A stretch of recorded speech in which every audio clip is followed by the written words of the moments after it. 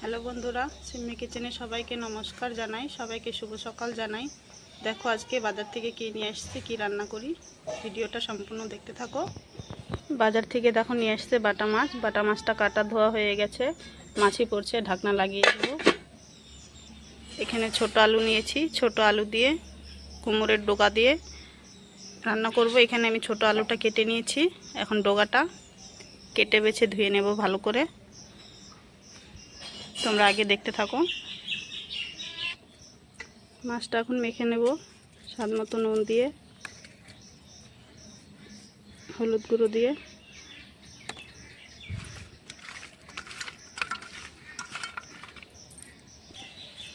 মাছ ভাজার জন্য কড়াইতে সরষের তেল দিয়ে দিয়েছি। মেখে রাখা মাছগুলো এখন ভেজে নেব।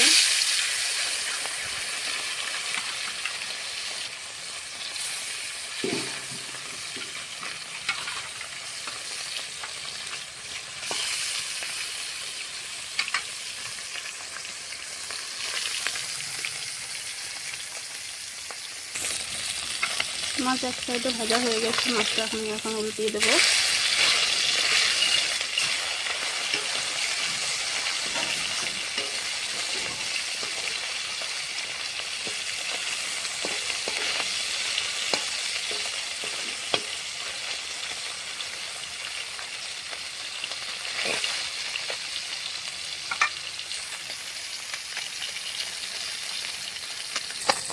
এই সাইডে মাছটা ভাজা হচ্ছে।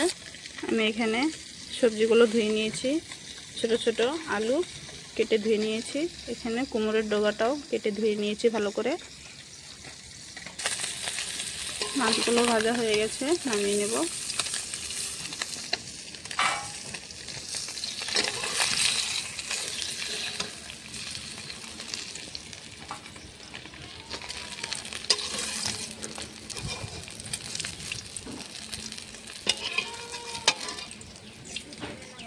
মাছগুলো ভাজা হয়ে গেছে, বাকি মাছ এভাবে ভেজে নেব।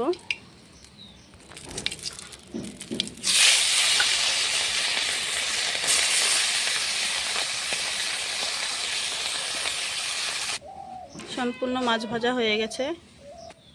মাছ ভাজা কড়াইতে আমি এখন ফোড়ন দিয়ে দেব ফোড়নে তেজপাতা, শুকনো লঙ্কা, গোটা পাঁচফোড়ন। ফোড়নটা হয়ে গেছে, কেটে ধুয়ে রাখা আলু দিয়ে দেব।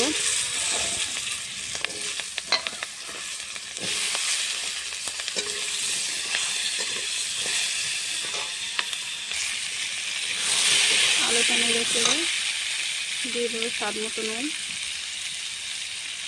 নুনটা দিয়ে আলুটা ভালো করে ভেজে নেব। হলুদ গুঁড়োটা পরে দেবো।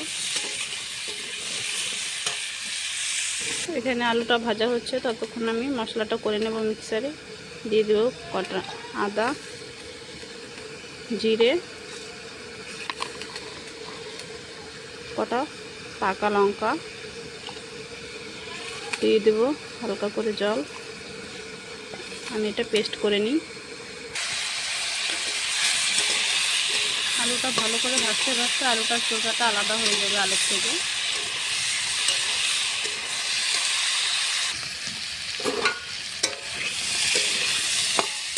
আলুটা আমি হালকা করে ভেজে নিয়েছি, সিদ্ধ হয়ে গেছে।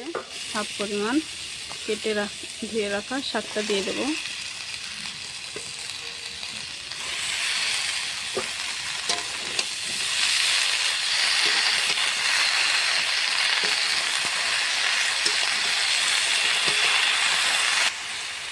শাকটা দিয়ে একটু নেড়ে চেড়ে স্বাদ মতো একটু নুন দিয়ে দেবো, তাহলে শাকটা নরম হয়ে যাবে।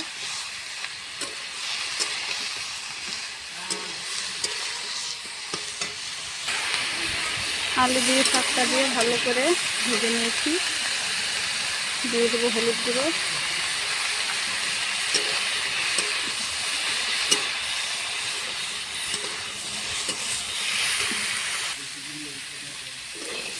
শাকটা দিয়ে হলুদ দিয়ে আলু দিয়ে ভালো করে ভেজে নিয়েছি একসঙ্গে। এখন বেটে রাখা মশলাটা দিয়ে দেবো।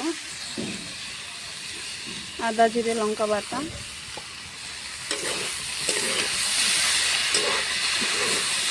ভালো করে সবজির সঙ্গে এখন কষিয়ে নেব।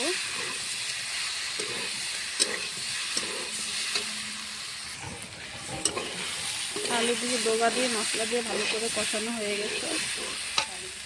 এখন জল দিয়ে দেব।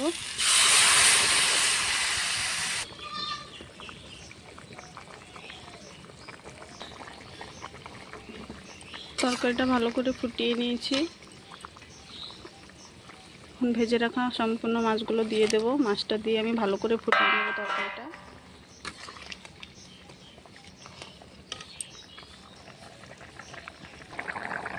দেখো তরকারিটা কি সুন্দরভাবে ফুটে উঠেছে। তরকারিতে ব্যালেন্স হওয়ার জন্য একটু স্বাদ মতো চিনি দিয়ে দেবো। চিনিটা দিয়ে নেড়ে চেড়ে নামিয়ে নেব।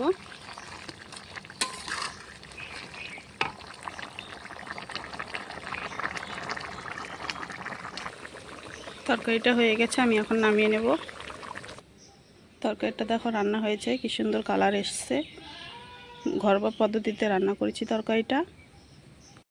তোমাদেরকে যদি এই রেসিপিটা ভালো লাগে অবশ্যই লাইক, কমেন্ট, শেয়ার, সাবস্ক্রাইব করে দেবে। আজকের মতো রান্নাটা এই অবধি।